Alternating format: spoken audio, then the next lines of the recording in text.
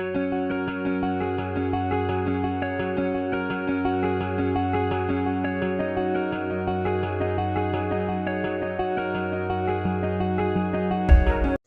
जैन साथियों, राजस्थान इतिहास की अगली कड़ी में आप सभी का स्वागत है। पिछले वीडियो में आपने एक बात देखी थी कि राणा लाखा जो थे, राणा लाखा लाखा के पास में आपने देखा था कि मारवाड़ से कौन आए थे? रणमल। मारवाड़ से रणमल आए और अपनी बहन हंसाबाई का रिश्ता लेकर आए कि जी मैं आपके बेटे चूड़ा से अपनी बहन का रिश्ता करना चाहता हूं। तो थोड़ा सा कंफ्यूजन हुआ लाखा को कि शायद ये रिश्ता मेरे लिए लाए हैं, और उसके बाद में हंसाबाई का रिश्ता राणा लाखा से कर दिया गया। उसमें भी किसने? कि राणा लाखा के जो पुत्र थे चूड़ा ने कहा देखो साहब, मेरे पिताजी ने यदि ये सोचा है कि ये रिश्ता मेरे लिए आया है तो ये रिश्ता मेरे पिताजी से ही होना चाहिए। भले ही आप मेरे लिए लाए हैं लेकिन मैं ये रिश्ता नहीं करूंगा। तो रणमल ने कहा कि भाई मैं आपके बुजुर्ग पिताजी से अपनी बहन की शादी इसी शर्त पे करूंगा, जब मेरी बहन से जो संतान उत्पन्न होगी वही मेवाड़ का शासक होना चाहिए। क्या? रणमल ने कहा कि मेरी बहन हंसाबाई से जो संतान उत्पन्न होगी वही मेवाड़ का शासन करेगी। भले ही ज्येष्ठ पुत्र चूड़ा था लेकिन संतान जो हंसाबाई की होगी वो शासन करेगी। तो आपने देखा है कि चूड़ा ने ये भीष्म प्रतिज्ञा ली कि बिल्कुल मैं इस बात की कदर करूंगा और मैं कभी भी किसी भी स्थिति के अंदर मेवाड़ के शासन के लिए दावा नहीं करूंगा। इन्हें सलूम्बर की जागीर दी गई और सलूम्बर जो था वो सबसे बड़ा ठिकाना था। सलूम्बर के शासक के रूप में ये रहे और हंसाबाई की कोख से एक संतान उत्पन्न हुई जिनका नाम था मोकल। जिनका नाम क्या था? मोकल। तो मेवाड़ के अगले शासक बने मोकल। मेवाड़ के अगले शासक कौन बने? मोकल बने। और मोकल जो थे, मोकल को अपने भाई, मोकल देखो लाखा के पुत्र कौन थे? चूड़ा। और लाखा के ही पुत्र हैं मोकल। तो मोकल को अपने बड़े भाई चूड़ा का पूरा साथ मिला। साथ ही मां हंसाबाई का जो थी वो भी संरक्षिका के रूप में रही थी। तो सौभाग्य देवी परमार वंश की राजकुमारी थी। सौभाग्य देवी कौन थी? परमार वंश की राजकुमारी थी। तो मोकल जब छोटा ही था उस वक्त ही सौभाग्य देवी का विवाह मोकल के साथ में कर दिया गया। राणा लाखा के पुत्र मोकल के साथ में कर दिया गया। तो मोकल की पत्नी का नाम था सौभाग्यवती देवी, जिसको किताबों में सौभाग्य देवी सीधा ही लिखा होता है। इस सौभाग्य देवी की कोख से कुंभा का जन्म हुआ। तो कुंभा के पिता थे मोकल और माता थी सौभाग्य देवी। माता कौन थी? सौभाग्य देवी। तो ये माता थी कुंभा की, लेकिन कुंभा तो बाद में पढ़ेंगे। मोकल ने क्या काम किया? मोकल ने चित्तौड़ में सिमिदेश्वर मंदिर का पुनर्निर्माण करवाया था। ये बहुत इंपॉर्टेंट है। एक मेवाड़ में मंदिर है जिसका नाम है सिमिदेश्वर मंदिर, और सिमिदेश्वर मंदिर का निर्माण किसने करवाया था? राजा भोज ने करवाया था। और ये आरएस प्री 2023 में ये क्वेश्चन आ चुका है कि मेवाड़ के सिमदेश्वर मंदिर का निर्माण या मोकल के मंदिर का निर्माण किसने करवाया था? तो ये आरएस प्री 2023 में क्वेश्चन आ चुका है कि राजा भोज ने करवाया था। और कभी ऐसा भी आ सकता है कि राजा भोज किस वंश से संबंधित थे? राष्ट्रकूट से, परमार से, चालुक्य से, प्रतिहार से। तो आप बताएंगे परमार वंश के शासक थे राजा भोज। उनके द्वारा चित्तौड़ में सिमिदेश्वर मंदिर बनाया हुआ था। यह मंदिर काफी जीर्ण शीर्ण हो गया था। तो महाराणा मोकल ने इस मंदिर का पुनर्निर्माण करवाया, इसलिए इस मंदिर को चित्तौड़ में मोकल का मंदिर भी कहते हैं। इस मंदिर का दूसरा नाम क्या है? मोकल का मंदिर भी कहते हैं। सॉरी, यहां मैंने गलत टिक कर दिया है। ये आरएस प्री 2023 में आया है और इस सिमदेश्वर मंदिर का दूसरा नाम है मोकल का मंदिर। मोकल का मंदिर। तो मोकल का मंदिर कहां है? चित्तौड़ में है। इसका पुराना नाम क्या था? सिमिदेश्वर मंदिर।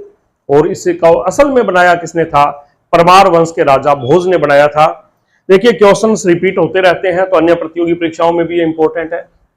इसे मोकल का मंदिर भी कहते हैं। इन्होंने ही चित्तौड़ में द्वारकानाथ जी का मंदिर बनाया था। तो दो मंदिर बनाए साथियों, एक तो बनाया सिमिदेश्वर मंदिर और दूसरा मंदिर बनाया द्वारकानाथ का मंदिर। तो दो मंदिरों का निर्माण मोकल ने किया। एक तो है सिमिदेश्वर मंदिर और दूसरा है कौन सा? द्वारकानाथ का मंदिर। इन दोनों का निर्माण मोकल ने करवाया था। अब एक बात और थी, देखो दो ग्रंथ है। एक तो आपने पढ़ा है श्रावक, जो चित्रकला के मतलब प्रसिद्ध ग्रंथ है, श्रावक प्रतिक्रमण सूत्रचूर्णी। और इसके बारे में मैंने आपको बताया था कि ये मेवाड़ चित्रकला शैली का प्रथम चित्रित ग्रंथ है। मेवाड़ चित्रकला शैली का प्रथम चित्रित ग्रंथ है। इसका वैसे निर्माण तो हीरा सिंह ने किया था, लेकिन ये इसका चित्रण जो हुआ था वो तेज सिंह के समय हुआ था। किसके समय? मेवाड़ के शासक तेज सिंह के समय हुआ था। और एक चित्रकला शैली का एक ग्रंथ है सुपासनाहचार्यम। ये दोनों प्रतियोगी परीक्षाओं की दृष्टि से, चार्यम चर्यम कुछ भी लिखा हो सकता है, ये किसके समय चित्रित हुआ था? मोकल के समय हुआ था। इन दोनों पे आप लोग तारे चांद सब लगा लीजिए, बहुत इंपॉर्टेंट है। श्रावक प्रतिक्रमण सूत्रचूर्णी ग्रंथ का निर्माण किसके समय हुआ था? तेज सिंह के समय। मेवाड़ चित्रकला शैली का प्रथम चित्रित ग्रंथ कौन सा है? श्रावक प्रतिक्रमण सूत्रचूर्णी है। और दूसरा प्रसिद्ध ग्रंथ कौन सा है? सुपासनाहचार्यम, जिसका निर्माण महाराणा मोकल के समय हुआ था। तो महाराणा मोकल के बारे में तीन बातें आपको याद रखनी है जिन पे क्वेश्चंस बनते हैं। पहला, मोकल ने कौन से मंदिर का निर्माण करवाया था? सिमिदेश्वर मंदिर का पुनर्निर्माण करवाया, जिसे मोकल का मंदिर कहते हैं। पहला ये है, इसमें थोड़ा याद रख लें, द्वारकानाथ भी याद रख लें। पहला प्रश्न ये है, बहुत इंपॉर्टेंट बनता है, ठीक है। दूसरा, इनके समय सुपासनाहचार्यम नामक ग्रंथ की रचना हुई थी। दो प्रश्न। और तीसरा प्रश्न, इनके समय देखो, इनकी एक रानी थी जिनका नाम था कमलावती। अब आप कहेंगे अभी तो सौभाग्य देवी बता रहे थे। अरे भाई, ये आज का जमाना नहीं है, ये पहले का जमाना था। कई सारी रानियां थी। सौभाग्य देवी से तो उत्पन्न हुए थे कुंभा, एक रानी और थी कमलावती। ये कमलावती का नाम भी बड़ा चर्चित नाम है। और ये नाम चर्चित क्यों है? कमलावती किसकी रानी थी? महाराणा मोकल की। अब क्या हुआ, जब महाराणा मोकल राजा थे तो 1433 में गुजरात के शासक अहमद शाह ने मेवाड़ पर आक्रमण कर दिया, ठीक है। और जीलवाड़ा या झीलवाड़ा कुछ भी लिखा हो सकता है, कई जगह पे झीलवाड़ा भी लिखा होता है। झीलवाड़ा नाम के स्थान पर युद्ध हुआ। झीलवाड़ा नाम के स्थान पर क्या हुआ? युद्ध हुआ। अहमद शाह गुजरात के और मोकल के बीच में युद्ध हुआ।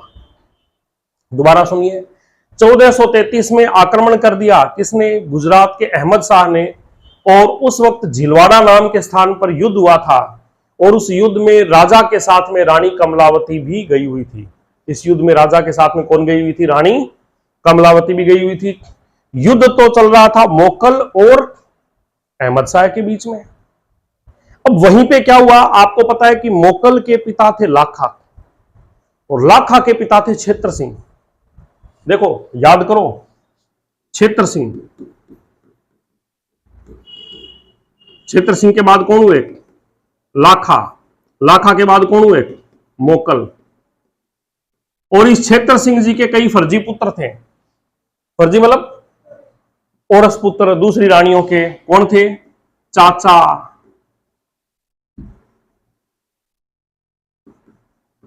मेरा। इसके अलावा एक फर्जी आदमी और था, महपा पंवार। मोकल के पिता के भाई हो गए कौन? चाचा मेरा, महपा पंवार। और पिता के भाई क्या लगते हैं मोकल के? चाचा ताऊ हो गए। मतलब मोकल के चाचा ताऊओं ने देखा कि हम इस मोकल नाम के बच्चे को हटा सकते हैं। तो ये युद्ध तो बेचारा लड़ रहा था अहमद शाह के साथ में।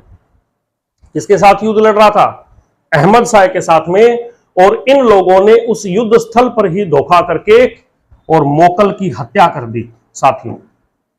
मतलब इन दुष्टों ने क्या किया, मतलब इसके लाखा के भाई हैं ये, चाचा ताऊ के, इनके मन में शुरू से कुटिलता थी कि लाखा राजा क्यों बना, लाखा बन गया जो बन गया, फिर मोकल क्यों बना। तो इन्होंने मोकल की हत्या कर दी इस युद्ध के अंदर। अब सोचिए, लड़ने तो गए हैं अहमद शाह से और मार खुद के भाइयों ने खुद को दिया। अब सोचिए, कमलावती तो बेचारी अंदर से टूट गई होगी। मोकल का एक बेटा था जो बहुत ही प्रतापी राजा हुआ था, कौन था? कुंभा। कुंभा छोटा था, कुंभा को भी मारना चाहते थे ये, ताकि इसका वंश खत्म हो जाए और हम राजा बन के बैठ जाएं। लेकिन कुंभा को युद्ध स्थल से सुरक्षित वहां से निकाल लिया गया। कुंभा को तो वहां से निकाल लिया गया। अब देखो उस समय की रानियां कितनी बहादुर थी। ये रानी जो कमलावती है, ये कमलावती ने उस वक्त बहादुरी दिखाई। ठीक है, इन्होंने मोकल पे आक्रमण करके मार दिया और ये सब भाग गए। कमलावती ने कहा कि मैं युद्ध स्थल से भागूंगी नहीं। और कमलावती ने जो भी इसके पास में सेना थी उसके साथ में लगभग 500 सैनिकों के साथ में मुस्लिम सेना का सामना किया। साथियों, कमलावती ने सिर्फ 500 सैनिकों से मुस्लिम सेना का सामना किया और ज्यादा देर तो नहीं टिक पाई। लेकिन बात है कि अंदर के जिगर की बहादुरी की, कि लड़ना ही इसने उचित समझा भागने की तुलना में। और अंत में वह जलती हुई चिता में कूदकर अपनी जीवन लीला क्या कर ली? समाप्त की। मैं कहीं मुस्लिम सेना के हाथ में ना आ जाऊं। तो अपनी अस्मिता की सुरक्षा के लिए इसने क्या कर लिया? जोहर कर लिया साथियों। तो कुल मिला के कमलावती जो है उसका नाम भी मोकल के साथ साथ में लिया जाता है। क्यों लिया जाता है? कि उन्होंने जिस तरह से अदम्य साहस को दिखाया वो काफी प्रेरणास्पद है इतिहास के अंदर। वैसे तो देखो, मेवाड़ राजघराने में साहस के लिए, आत्मसम्मान के लिए तो है ही है ये राजघराना। तो ये सब बातें हो गई महाराणा मोकल के बारे में। 3 बातें याद रखनी है। पहली बात कौन सी? मंदिर का निर्माण करवाया, सिमिधेश्वर मंदिर। दूसरा, सुपासनाहचार्यम का गठन हुआ, चित्रित ग्रंथ है उसका निर्माण हुआ, सुपासनाहचार्यम। ठीक है। और तीसरी, इनके समय में अहमद शाह अब्दाली ने आक्रमण किया और चाचा मेरा और महपा पवार ने मोकल की हत्या कर दी। और रानी कमलावती ने उस वक्त पूरे साहस के साथ में केवल 500 सैनिकों के होते हुए भी मुस्लिम सेना का डटकर मुकाबला किया और एंड के अंदर क्या हुआ? जौहर की चिता में कूद गई। अब आए महाराणा कुंभा।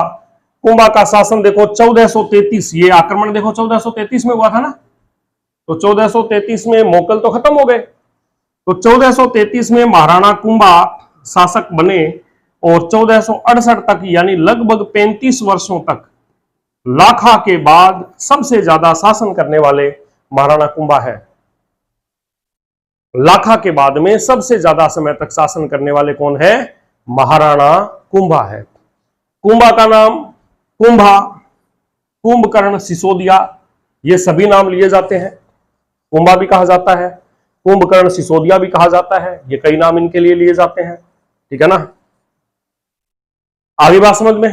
तो आप सबको पता है कि राणा रतन सिंह के, मतलब रावल रतन सिंह के बाद में जैसे ही हमीर आए थे, हमीर के बाद के सभी शासकों के नाम के आगे राणा लगता है। हमीर के बाद में सभी शासकों के नाम के आगे क्या लगता है? राणा।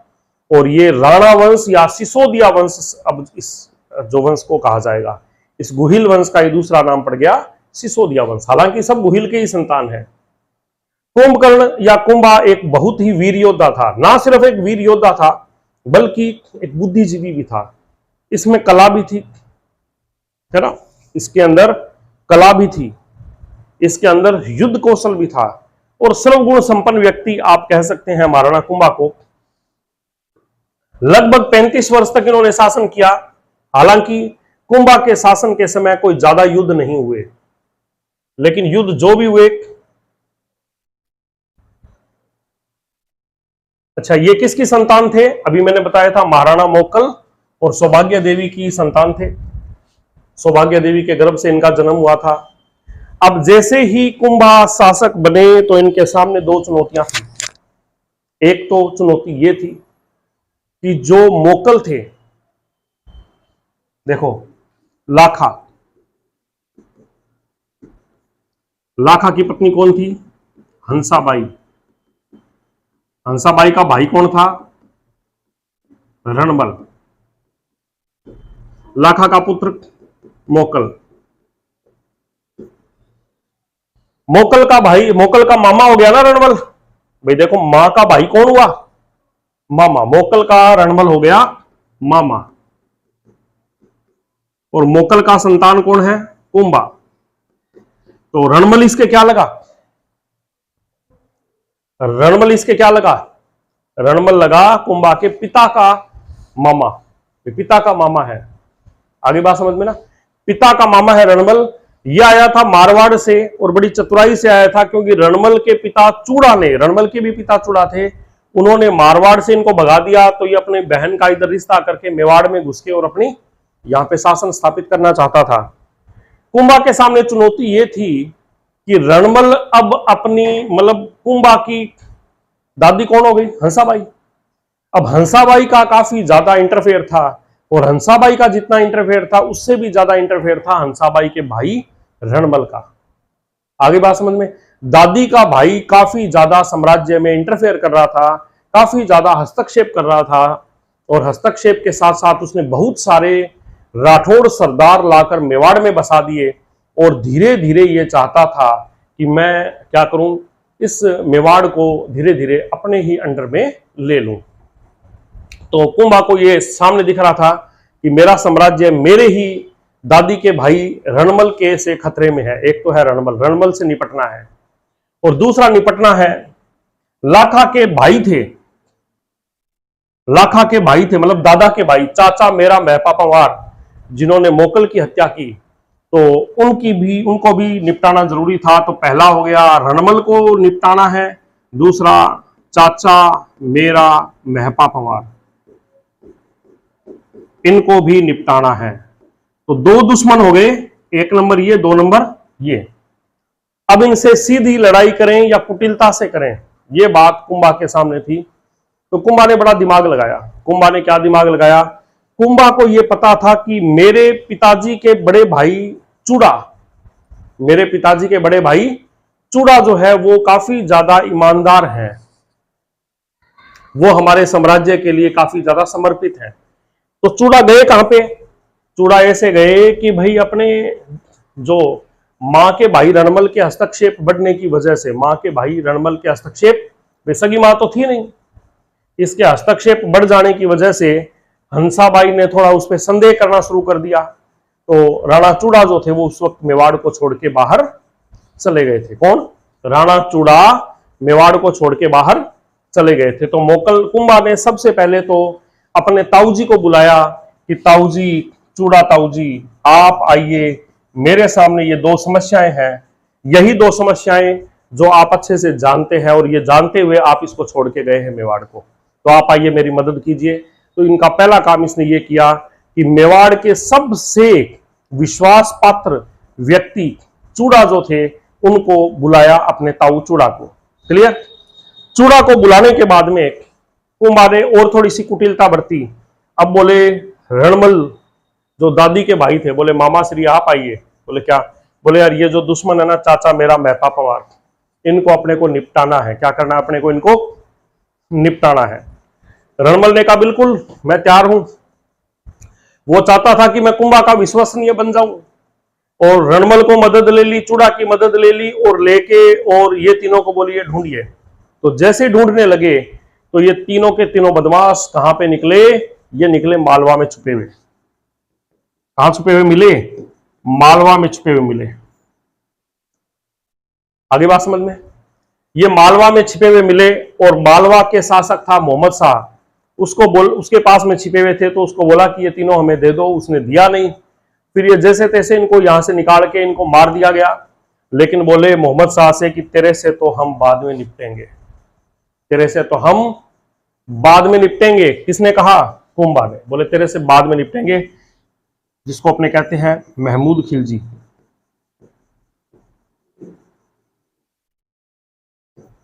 बोले आपसे तो हम बाद में निपटेंगे, पहले हम इनसे निपटते हैं। किनसे? चाचा मेरा और महपा पंवार से। इन तीनों को रणबल की मदद से मार दिया गया, इन तीनों को रणबल की मदद से मार दिया गया। तो यहां देखिए कहानी। तो कुंभा सिर्फ 10 वर्ष की आयु में ही 1433 में महाराणा बन गए। और कुंभा के सामने दो समस्याएं आई। पहली समस्या, पिता के हत्यारे चाचा मेरा और महपा पवार को सजा देना, और दूसरा, अपने पिता के मामा रणमल राठौड़ के मेवाड़ में बढ़ते हुए प्रभाव को समाप्त करना। ये दो समस्याएं आ गई। इन दोनों समस्याओं से निपटने के लिए कुंभा ने क्या रास्ता लिया? इन दोनों समस्याओं से निपटने के लिए कुंभा ने क्या रास्ता लिया? देखिए, कुंभा एक अच्छा शासक ही नहीं था, बल्कि एक अच्छा राजनीतिज्ञ भी था।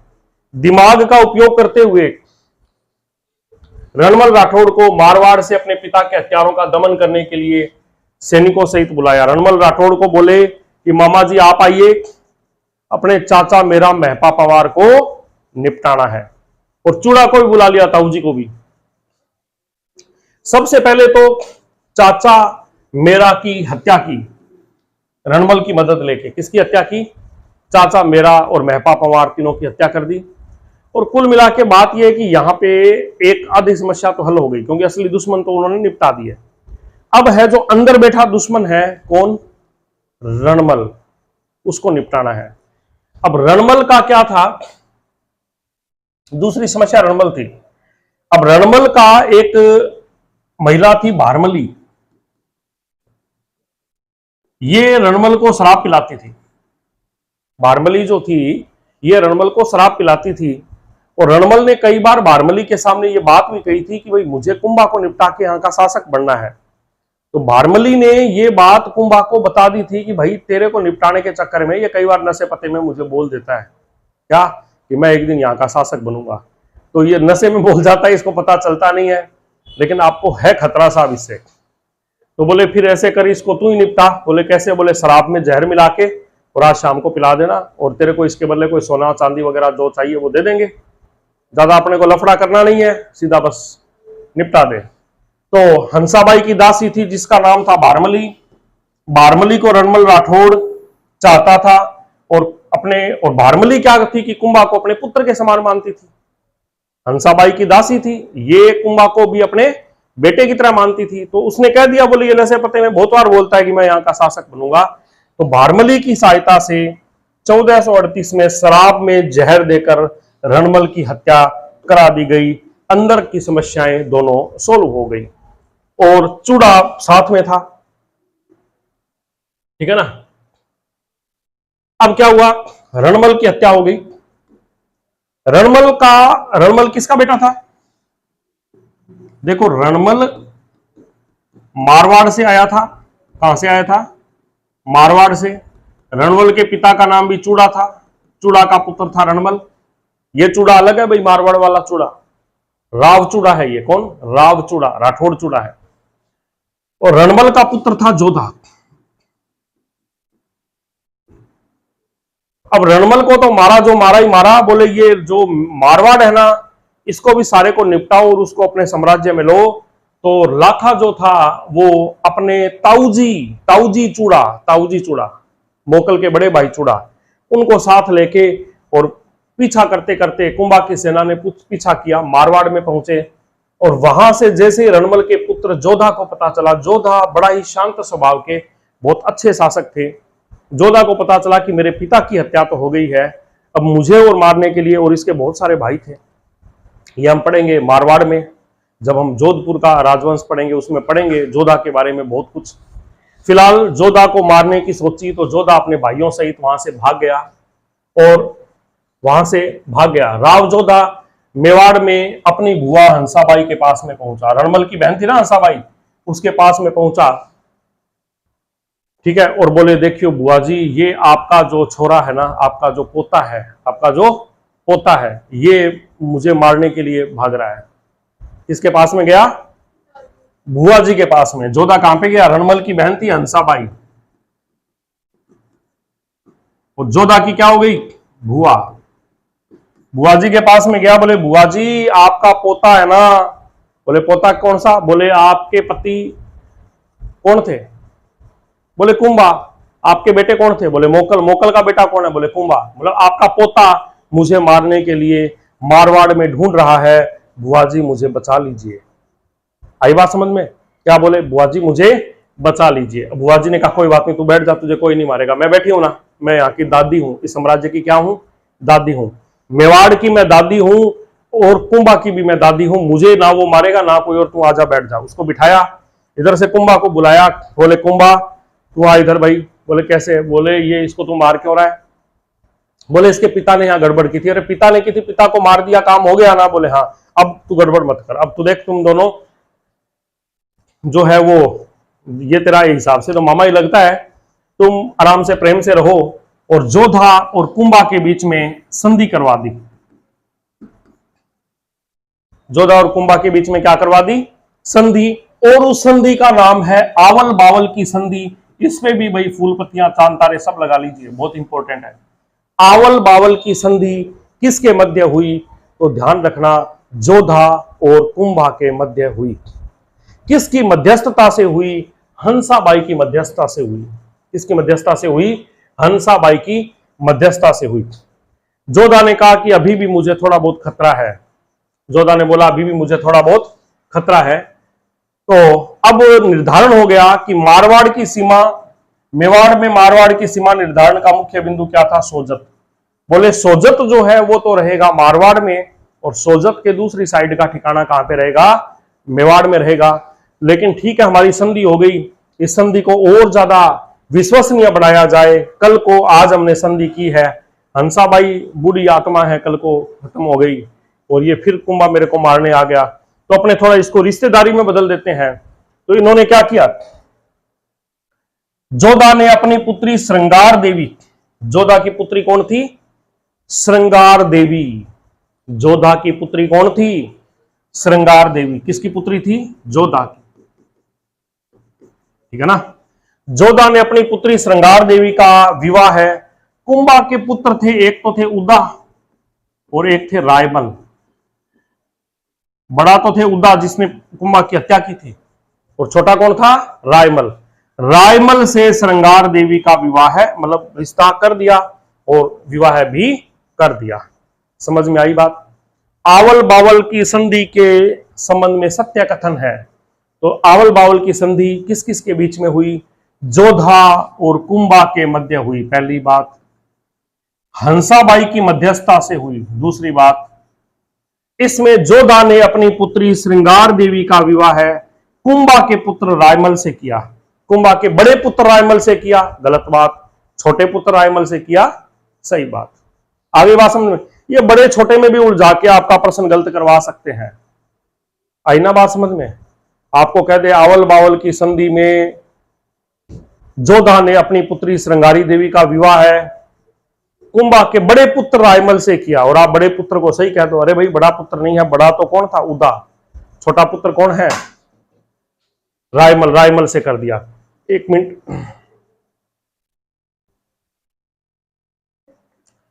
तो श्रृंगार देवी के साथ में विवाह हो गया किसका?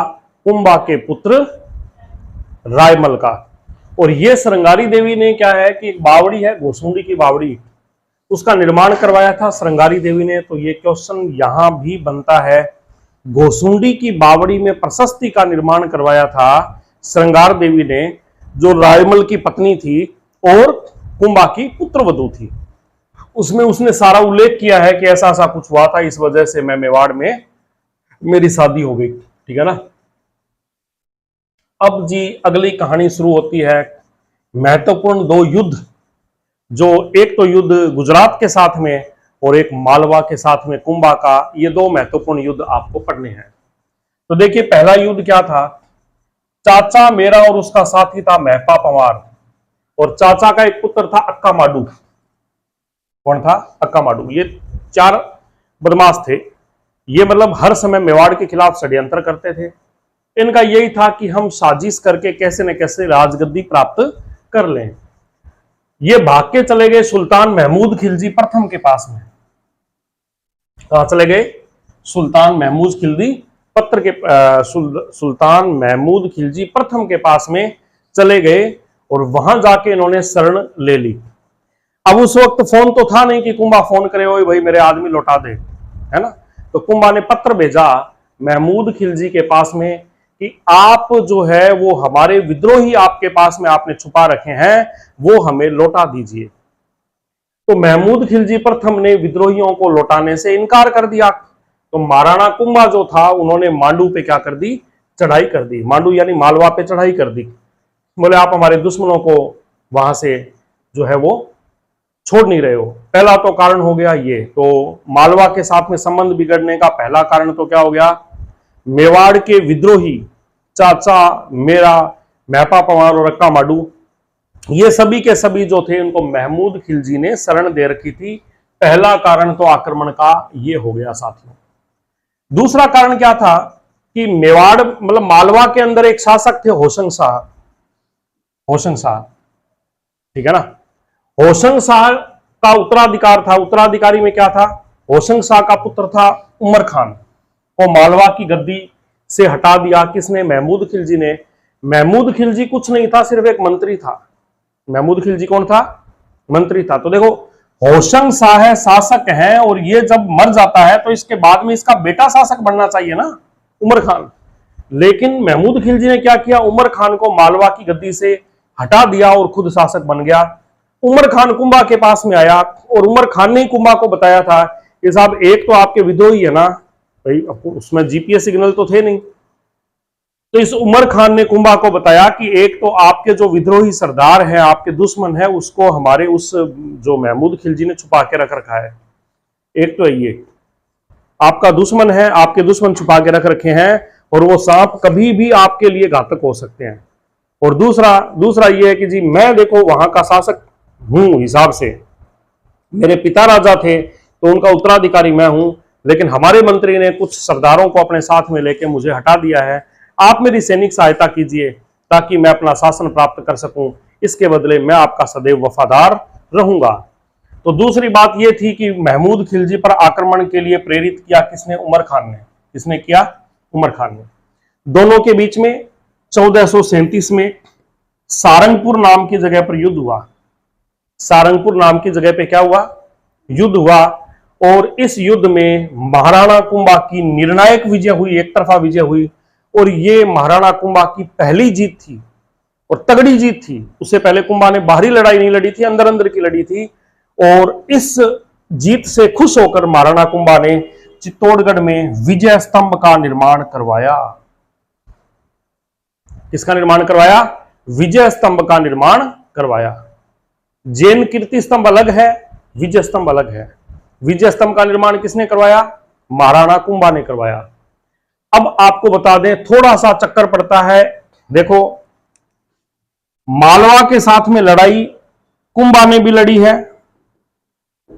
और आगे कुंभा के पोते सांगा ने भी लड़ी है। मालवा के साथ में लड़ाई किसने लड़ी है, कुंभा ने भी लड़ी है और सांगा ने लड़ी है। कुंभा के समय कौन था, महमूद खिलजी प्रथम, और इसके समय कौन था, सांगा के समय महमूद खिलजी सेकंड। मतलब दोनों की लड़ाई भी किससे, मालवा से। दोनों की किससे, महमूद खिलजी से। इसकी महमूद खिलजी प्रथम से और इसकी महमूद खिलजी सेकंड से। कुंभा की लड़ाई का नाम था सारंगपुर का युद्ध और सांगा के युद्ध का नाम था गागरोन का युद्ध।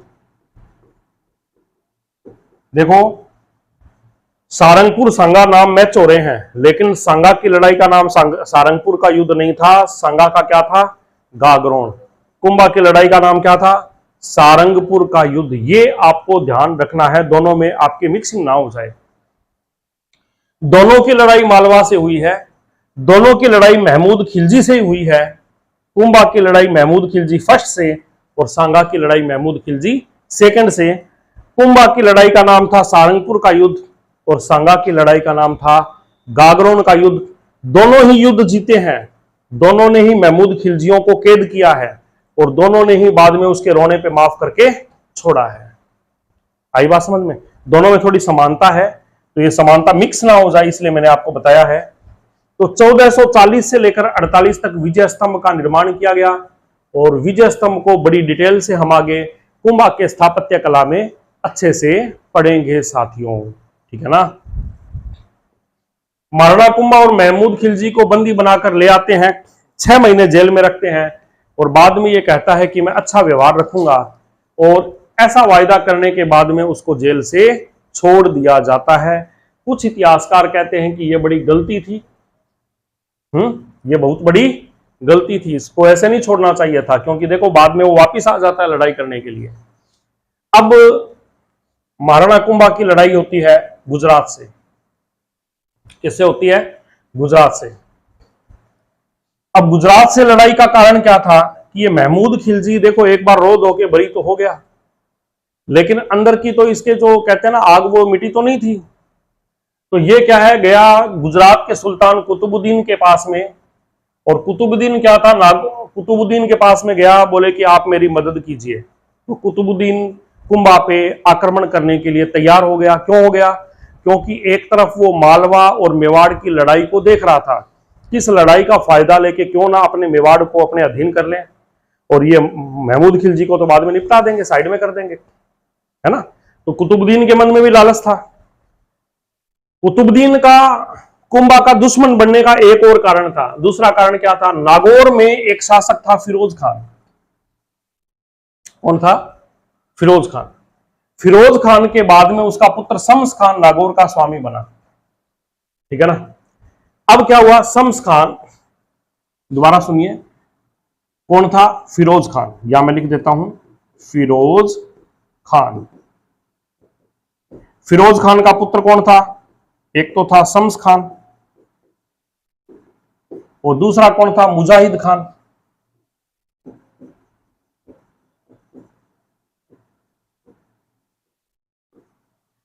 अब फिरोज खान की मृत्यु के बाद में शम्स खान को शासक बनना था, और बन भी गया था, लेकिन मुजाहिद खान ने क्या किया? गुजरात का सहयोग लेकर शम्स खान को हटा दिया। किसको हटा दिया? शम्स खान को हटा दिया। शम्स खान रोता हुआ आया कुंभा के पास में, क्योंकि कुंभा उस वक्त काफी ज्यादा शक्तिशाली हो चुका था। तो कुंभा के पास में आया, कुंभा ने सहायता दी, सशर्त सहायता दी, कुछ शर्तें रखी थी, और वापिस शम्स खान को क्या बना दिया? राजा बना दिया। और शम्स खान के साथ में कुछ शर्तें रखी थी कि एक तो आप किले की मरम्मत नहीं करवाएंगे फिलहाल, क्योंकि आप किले को मजबूत कर लेंगे तो कल को आप हमारे ही दुश्मन बन जाएंगे, इसलिए कुछ शर्तें रखी थी जिसमें एक किले की मरम्मत की थी। शम्स खान ने राजा तो बन गया, लेकिन बाद में क्या किया? मुजाहिद खान को भी निपटा दिया, कुंभा से मदद भी ले ली, लेकिन शम्स खान ने कुंभा की शर्त को नहीं माना, बाद में मुकर गया, बोले मैं तो नहीं मानता आपकी शर्त को। तो कुंभा ने क्या किया? आक्रमण किया और इसको वापस जूते मार के वहां से भगाया। ठीक है ना। ये भागता भागता वापस गया गुजरात के सुल्तान कुतुबुद्दीन के पास में कि साहब कुंभा ने मेरे पे आक्रमण कर दिया, आप मेरी मदद कीजिए। तो कुतुबुद्दीन के पास में रोने वाले दो आदमी आ गए, एक तो महमूद खिलजी आ गया और एक शम्स खान आ गया। दोबारा सुनिए, नागौर का शासक था फिरोज खान। फिरोज खान के मरने के बाद में उसके दो बेटे थे, शम्स खान और मुजाहिद खान। बड़ा बेटा था शम्स खान। शम्स खान राजा बन गया, लेकिन मुजाहिद खान ने कुतुबुद्दीन की मदद लेकर शम्स खान को हटा दिया। शम्स खान रोता हुआ पहुंचता है कुंभा के पास में। कुंभा की मदद से वापिस मुजाहिद खान को भगाया जाता है, शम्स खान को शासक बनाया जाता है, लेकिन कुछ शर्तें थी।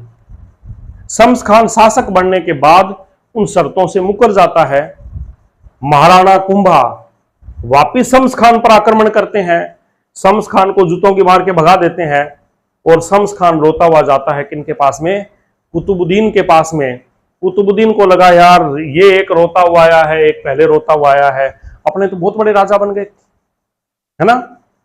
अब तो इन दो की मदद मिल जाएगी, कुछ सैनिक ये भी देगा, कुछ वो भी देगा, और अपने पास भी है। तो अपने क्या है कि मेवाड़ पे क्या कर देते हैं? आक्रमण कर देते हैं। तो अब देखिए गुजरात के साथ में युद्ध हो रहा है, और गुजरात के साथ में युद्ध के प्रमुख कारण बताइए, ऐसा प्रश्न आरएस मेंस में आ सकता है। तो गुजरात के साथ युद्ध के कारण पहला तो कौन हो गया? महमूद खिलजी प्रथम, और दूसरा कारण कौन हो गया? शम्स खान। ठीक है। अब सबसे पहले तो महमूद खिलजी थोड़ा ताकतवर ही था शासक तो, लेकिन कुंभा उससे भी ताकतवर था। तो चांपानेर की संधि होती है, और चांपानेर की संधि किस किस के बीच में होती है? दो चंपुओं के बीच में, है ना। चांपानेर की संधि किस किस के बीच में होती है? चांपानेर की संधि मालवा और गुजरात के बीच में होती है कि हम दोनों मिल के आक्रमण करेंगे किसके ऊपर? कुंभा के ऊपर। लेकिन कुंभा का क्या होना था। गुजरात के सुल्तान कुतुबुद्दीन शाह मेवाड़ पर आक्रमण की सोच ही रहा था, तो मांडू के सुल्तान महमूद खिलजी प्रथम का एक दूत आता है ताज खान। ताज खान आकर गुजरात में कुतुबुद्दीन के पास में आके कहता है कि क्यों ना अपने मिल के आक्रमण करें। तो 1456 में चांपानेर की संधि होती है, इस पे भी स्टार लगा लीजिए। चांपानेर की संधि कब हुई? 1456 में हुई। किस किस के बीच में हुई? ये हुई दो शासकों के बीच में। क्या किस किस के बीच में हुई? मालवा और गुजरात के बीच में। मालवा का शासक था महमूद खिलजी प्रथम और गुजरात का शासक था कुतुबुद्दीन। दोनों ने कहा कि हम दोनों मिलकर आक्रमण करते हैं मेवाड़ पर, और मेवाड़ को जीत के दोनों आधा आधा बांट लेंगे। सपने तो बहुत बड़े बड़े ले रहे थे कि मेवाड़ को हम दोनों मिलकर आधा आधा बांट लेंगे, और इस वहम में दोनों ने आक्रमण भी कर दिया। संधि के तहत दोनों ने 1457 में मेवाड़ पर आक्रमण किया। कुतुबुद्दीन तो पहले ही कुंभलगढ़ दुर्ग में पराजित हो गया, मन का वहम निकल गया। महमूद खिलजी की ओर कुंभा महमूद खिलजी की ओर बढ़े, और बदनौर के युद्ध में 1457 में महमूद खिलजी को एक बार पुनः पराजित किया, और इस विजय के उपलक्ष्य में बदनौर में कुशाल माता का मंदिर का निर्माण करवाया। तो सबसे पहले देखो दोनों ही हार गए, एक ने आक्रमण किया था उत्तर से, एक ने मालवा की तरफ से आक्रमण किया था दक्षिण से। दोनों में जो सबसे पहले कुतुबुद्दीन को हरा दिया कुंभलगढ़ के दुर्ग में।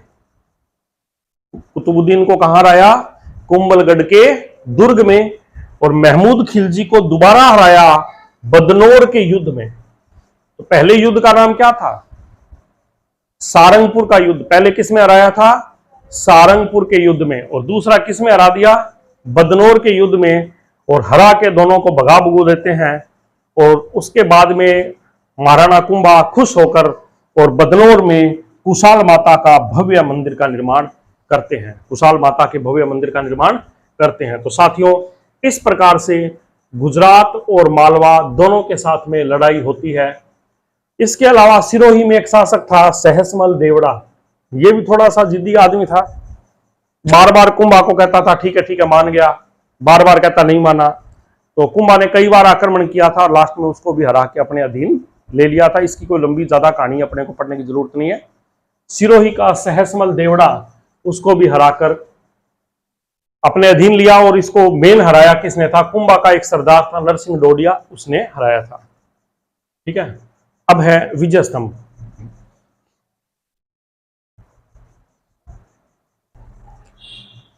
तो महाराणा कुंभा ने जो सारंगपुर का युद्ध जीता, उस युद्ध में इतनी खुशी हुई कि पहला युद्ध लड़ा वही जीता, कि उसके बाद में इन्होंने चित्तौड़गढ़ के अंदर विजय स्तंभ का निर्माण करवाया। और विजय स्तंभ चित्तौड़ की एक स्थापत्य कला की मुख्य वस्तु है। विजय स्तंभ में क्या क्या चीज थी? कहां निर्माण है? चित्तौड़गढ़ में। पहला प्रश्न, कब निर्माण करवाया? 1440 से 48 तक, मतलब 8 सालों में इसका निर्माण करवाया। किस युद्ध के पश्चात करवाया? सारंगपुर के युद्ध के बाद।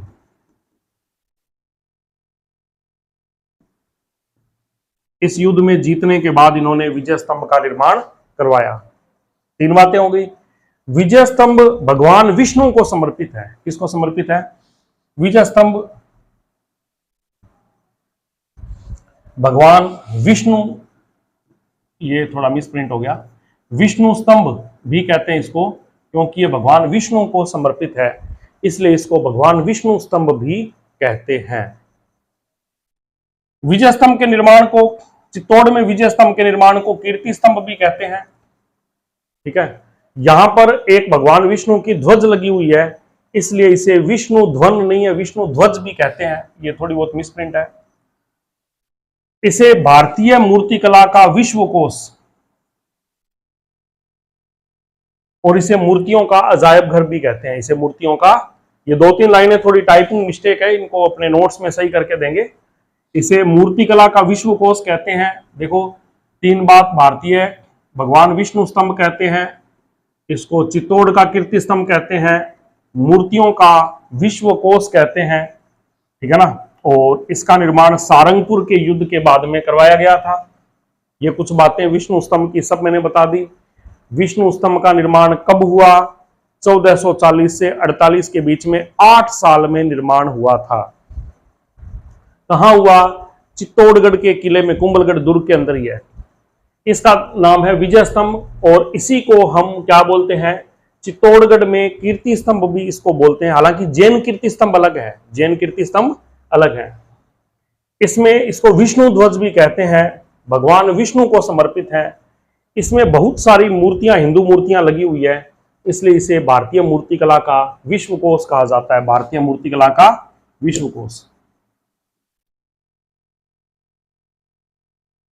अब ये प्रश्न, एक और छठा प्रश्न उठता है यहां से, इसमें कितनी मंजिल है? ये 9 मंजिल में बना हुआ है।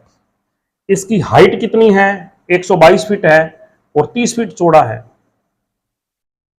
122 फीट लंबा और 30 फीट चौड़ा। बहुत अच्छी अच्छी बातें इसमें। इसकी तीसरी मंजिल में 9 बार, 3 तिया 9, तीसरी मंजिल में 9 बार, 3 × 3 9 होता है ना, 3 तिया 9, 3 3 जा 9। तो ध्यान रखना, तीसरी मंजिल में 9 बार अल्लाह लिखा हुआ है।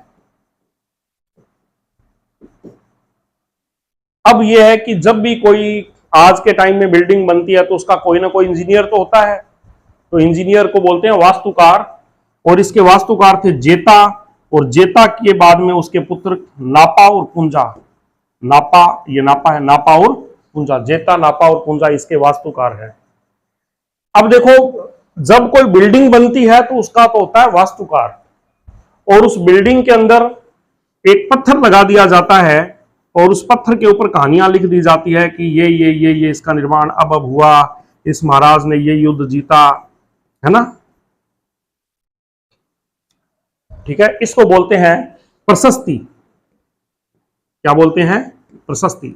देखो, स्तंभ अलग चीज है। स्तंभ का निर्माण तो किसने किया? कुंभा ने करवाया। वास्तुकार थे कौन? जेता, नापा, पुंजा। जेता और उसके पुत्र नापा और पुंजा। और उसी के अंदर एक प्रशस्ति लिखी हुई है जिसमें बड़ी डिटेल लिखी हुई है कि भाई इस युद्ध के बाद में ऐसे ऐसे निर्माण करवाया था। और कुंभा के और भी बहुत सारी बातें लिखी हुई है, मेवाड़ राजवंश की बहुत सारी बातें हैं। और उस प्रशस्ति का नाम है कीर्ति स्तंभ प्रशस्ति। क्या नाम है? कीर्ति स्तंभ प्रशस्ति। इस प्रशस्ति का नाम है कीर्ति स्तंभ प्रशस्ति। इसका निर्माण किसने किया? इसको लिखा था अत्रि और महेश ने। किसने लिखा? अत्रि और महेश ने। तो विजय स्तंभ के वास्तुकार कौन थे? जेता, नापा और पुंजा। और कीर्ति स्तंभ प्रशस्ति के रचयिता कौन थे? अत्रि व महेश। दो अलग अलग बातें हैं, दोनों को याद रखना। देखिए, वास्तुकार कौन थे? जेता, नापा, पुंजा। इन्होंने तो स्तंभ का निर्माण करवाया है। किसका निर्माण करवाया है? स्तंभ का। और कीर्ति स्तंभ प्रशस्ति की रचना किसने की है? इसकी रचना की है अत्रि और उसके पुत्र महेश ने। ये बातें आपको, कीर्ति स्तंभ की और भी बातें हैं बहुत सारी ध्यान रखने वाली। अब देखिए, ये पहली इमारत है जिसके ऊपर डाक टिकट जारी किया था। 15 अगस्त 1949 को पहली बार इस पे 1 रुपए का डाक टिकट जारी किया गया था। यह राजस्थान की पहली इमारत है जिसपे डाक टिकट, आपको पता है ना, पोस्टल टिकट लगती थी, अभी भी लगती है। हम रजिस्ट्री डाक वगैरह करवाते हैं, उस पर तरह तरह के सिंबल होते हैं। तो डाक टिकट का निर्माण पहली बार, मतलब ऐसी डाक टिकट जिसके ऊपर कीर्ति स्तंभ जो है उसका विजय स्तंभ का चित्र बना हुआ है, वो यही थी। इसके अलावा आपको बता दूं, राजस्थान पुलिस का जो लोगो है, राजस्थान पुलिस का लोगो,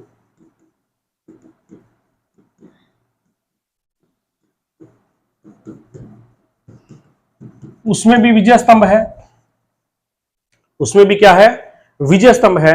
और जो बच्चे 11वीं 12वीं में पढ़ रहे हैं वो अपनी किताबों में माध्यमिक शिक्षा बोर्ड का लोगो देखिए, तो माध्यमिक शिक्षा बोर्ड के लोगो में भी विजय स्तंभ है। ये 2 बातें और आप ध्यान रखिएगा। माध्यमिक शिक्षा बोर्ड अजमेर की किताबें,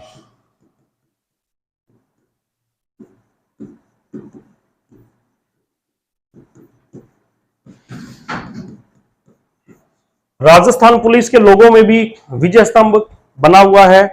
और राजस्थान बोर्ड की जो किताबें हैं उन किताबों में अभी शायद एक किताब पढ़ी है, मैं आपको ये लोगो दिखा भी देता हूं। ये शायद तक आपको दिख रहा होगा, आप देख सकते हैं। ये राजस्थान पुलिस का लोगो दिख रहा है क्या? ये देखिए आप, इसका लोगो जो दिख रहा है इसके बिल्कुल बीच में राजस्थान पुलिस का जो ये लोगो है, ये एक छठी की साल में किताब पढ़ी थी तो मैंने कहा इसमें आपको दिखा दें। आप अपनी किताब में देखिए, राजस्थान पुलिस के लोगों में और माध्यमिक शिक्षा बोर्ड के लोगों में दोनों के अंदर ही विजय स्तंभ का चित्र बना हुआ है।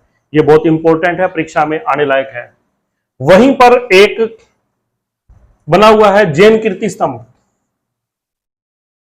जैन कीर्ति स्तंभ का निर्माण किया था एक जीजा साह नाम के व्यापारी थे, उन्होंने उसका निर्माण करवाया था। जैनों के पहले तीर्थकर आदिनाथ को समर्पित है। ये थोड़ी पीडीएफ जो असली मैंने पीडीएफ बनाई थी, ये गलती से मैं वो ना लेके पहले वाली पीडीएफ ले ली, इसमें छोटी मोटी टाइपिंग मिस्टेक है। आपको जो मैं पीडीएफ दूंगा ग्रुप में उसमें टाइपिंग मिस्टेक नहीं होगी। तो जैन कीर्ति स्तंभ अलग है। जैन कीर्ति स्तंभ का निर्माण 12वीं शताब्दी में हुआ था, जीजा शाह ने निर्माण करवाया था। और ये भगवान आदिनाथ जो कि जैनों के पहले तीर्थकर हैं, तीर्थकर, आपको पता है कि जैनों के 24 तीर्थंकर है, पहले आदिनाथ थे और अंतिम कौन थे? 24वें तीर्थंकर महावीर स्वामी। तो प्रथम तीर्थंकर आदिनाथ को समर्पित है। तो दो प्रश्न बनते हैं, जैन कीर्ति स्तंभ का निर्माण किसने करवाया? पहला प्रश्न। और ये किसको समर्पित है? भगवान आदिनाथ को समर्पित है, जो जैन धर्म के प्रथम तीर्थंकर थे।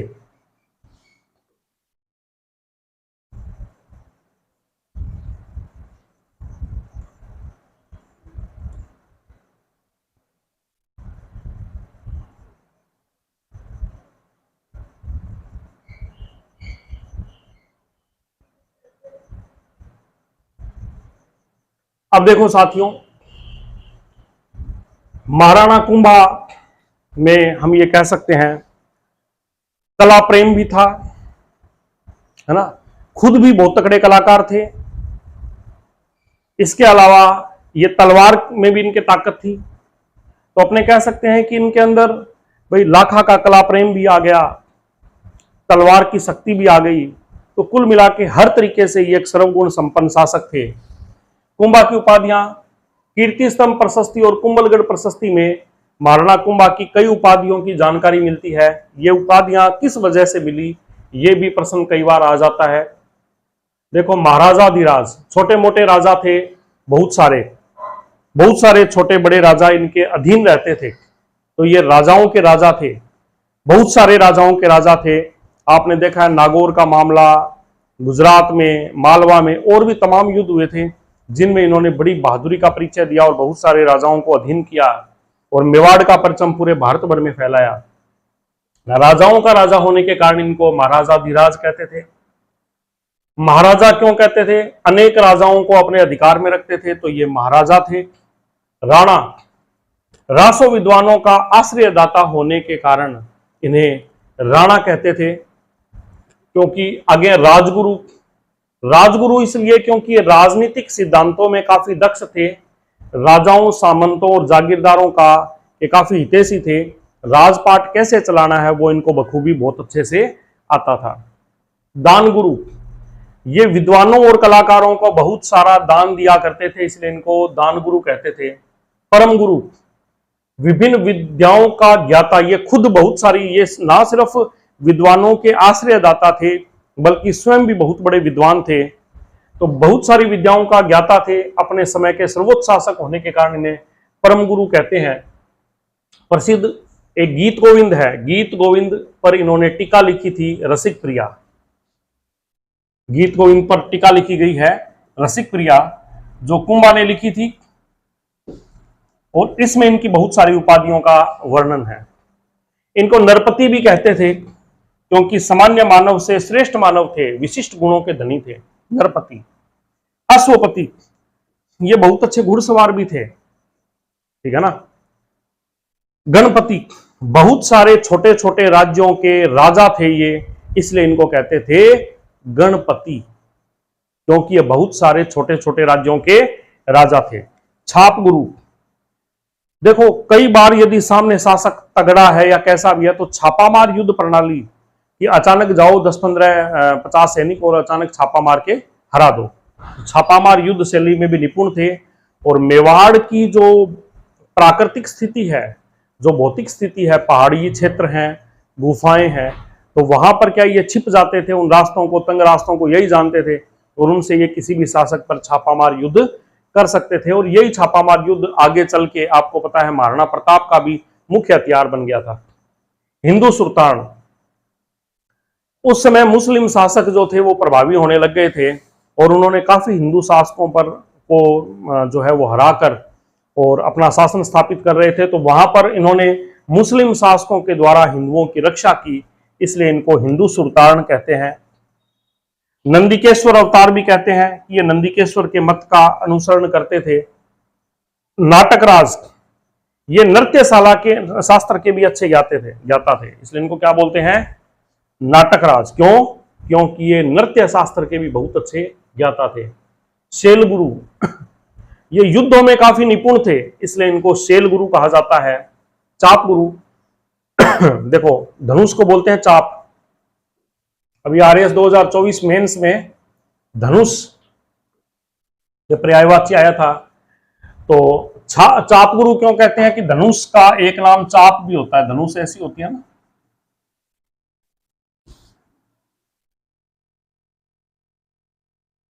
धनुष ऐसी होती है, तो धनुष को हम चाप भी कहते हैं। क्या कहते हैं? धनुष को चाप। तो धनुर्विद्या के ज्ञाता होने के कारण चाप गुरु कहते हैं।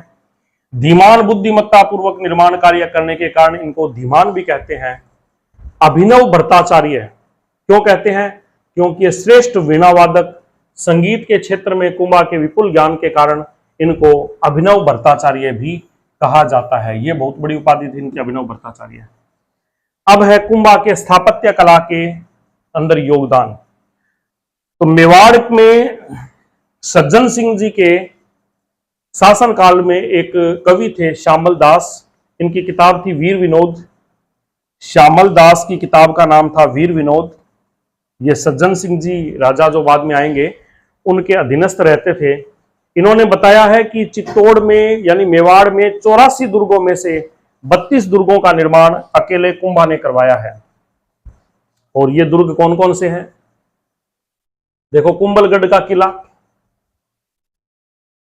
कुंभलगढ़ का किला कहां है? राजसमंद में। और इस किले का वास्तुकार कौन है? मंडन।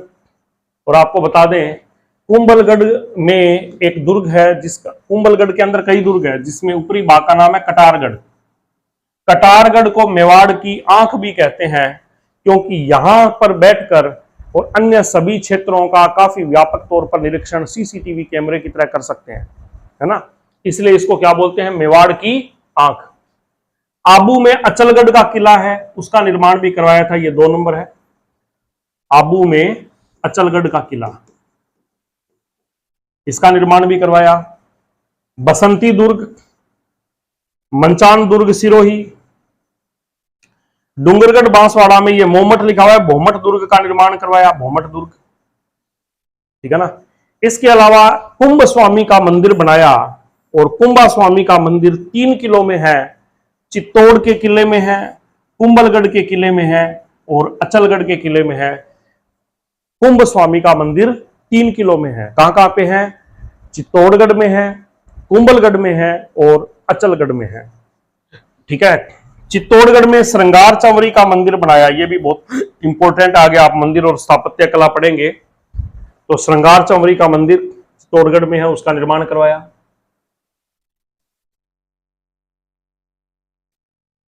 इन्होंने, इनके समय में रणकपुर में जैन मंदिर बने, आज काफी पर्यटक जाते हैं रणकपुर में। रणकपुर में जैन मंदिर का निर्माण किसने करवाया था? धरणक शाह ने करवाया था रणकपुर में जैन मंदिर। और वहां पे एक सबसे प्रसिद्ध मंदिर है चौमुखा मंदिर, जैन मंदिरों में एक मंदिर है चौमुखा मंदिर, इसके वास्तुकार देपाक थे। आगे बात समझ में? रणकपुर के जैन मंदिर आज भी पर्यटन के क्षेत्र में एक बड़ा नाम है। और रणकपुर के जैन मंदिरों का निर्माण किसके समय हुआ था? कुंभा के समय हुआ था, धरणक शाह ने करवाया था और इसके वास्तुकार थे देपाक। सबके नहीं, चौमुखा मंदिर के हैं, सबसे मेन मंदिर चौमुखा मंदिर है। आगे बात समझ में? तो चौमुखा मंदिर का निर्माण वास्तुकार कौन थे? देपाक थे। अब कुंभा एक अच्छे संगीतज्ञ भी थे और उनके संगीत गुरु का नाम था सारंग व्यास। ये नाम आप ध्यान रखेंगे। संगीत गुरु का नाम क्या था? सारंग व्यास। इन्होंने कौन कौन सी पुस्तकें, सारंग व्यास कुंभा ने कौन कौन सी संगीत की किताबें लिखी थी? संगीत ग्रंथ थे सूड प्रबंध, कामराज रतिसार। इसके अलावा जयदेव की एक किताब है गीत गोविंद, और इस पर एक टीका लिखी थी रसिक प्रिया। गीत गोविंद पर टीका लिखी थी रसिक प्रिया, ये बहुत इंपॉर्टेंट है। सूड प्रबंध, कामराज रतिसार और जयदेव की गीत गोविंद पर टीका लिखी थी रसिक प्रिया। इन्होंने चंडी शतक पर भी टीका लिखी थी। अन्य किताबें थी संगीत राज, संगीत मीमांसा, संगीत सुधा और संगीत रत्नाकर पर भी इन्होंने टीका लिखी थी। ठीक है। कुंभा के दरबार में एक विद्वान थे जिनका नाम था कान्ह व्यास। तो वीडियो लंबा हो रहा है तो थोड़ा सा कुंभा को हम इसी वीडियो में पूरा करें तो अच्छा रहेगा। कुंभा के दरबार में एक विद्वान थे कान्ह व्यास, और कान्ह व्यास ने किताब लिखी थी एकलिंग महात्म्य। एकलिंग महात्म्य के पहले भाग की रचना खुद कुंभा ने की है, जिसे हम राजवर्णन कहते हैं, और अन्य भागों की रचना कान्ह व्यास ने ही की है। अब एक इनके प्रमुख वास्तुकार थे मंडन। प्रमुख वास्तुकार कौन थे? मंडन, जिन्होंने बहुत सारे किलों के निर्माण में महत्वपूर्ण योगदान दिया है। और मंडन की किताबें आपके आ सकती है कभी भी। वास्तुसार, वास्तुसार के अंदर इन्होंने वास्तुकला के सारे नियम बताए हैं कि मकानों का, भवनों का, किलों का निर्माण किन सिद्धांतों से होना चाहिए। देवता मूर्ति प्रकरण, इसमें इन्होंने मूर्ति के निर्माण की प्रक्रिया बताई है कि मूर्ति का निर्माण कैसे और कैसे स्थापना होनी चाहिए। रूपमंडन, इसमें मूर्तियों के मेन जो है आकार, आकृति, रूप, भवनों के रूप की जानकारी दी है। वास्तुमंडन, इसमें भी वास्तुशास्त्र के बारे में जानकारी है। प्रसाद मंडन, प्रसाद मंडन के अंदर जो राज प्रसाद बनते हैं भवनों के अंदर छोटे छोटे भाग, उनके निर्माण की जानकारी है। और शाकुन मंडन के अंदर कौन सी चीज शुभ है, कौन सी अशुभ है, उनके बारे में सारी जानकारी दी है। मंडन के भाई का नाम था नाथा। मंडन के भाई का क्या नाम था? नाथा। और नाथा की पुस्तक का नाम है वास्तु मंजरी। यह भी इंपॉर्टेंट है।